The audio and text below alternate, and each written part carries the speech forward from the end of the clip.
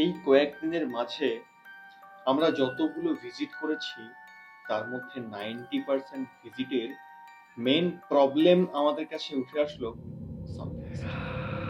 যে south West নিয়ে আমরা পূর্বের ভিডিওতে অনেক আলোচনা করেছি। তো এর মধ্যে থেকে একটা উল্লেখযোগ্য কেস হিস্ট্রি আপনাদের সামনে নিয়ে আসি।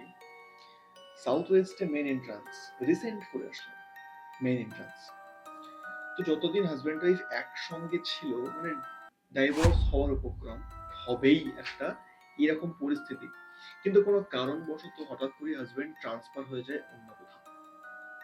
তারপর যখন সে ট্রান্সফার হয়ে যাবার পর সে বাড়ি ছেড়ে চলে যায়, ওয়াইফ আর সন্তান পরিবার এই বাড়িতেই থাকলো এবং সে বেরিয়ে গেল কাজের সূত্রে অন্য কোথাও।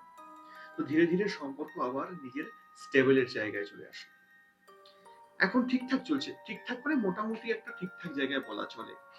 কিন্তু প্রবলেম হচ্ছে যদি এন্ট্রান্স চেঞ্জ না করা হয়, তাহলে আবার যদি হাজব্যান্ড পুনরায় ফিরে এসে ওই বাড়িতেই একসঙ্গে থাকতে শুরু করে, ওই সিচুয়েশন আবারও রিপিট হবে।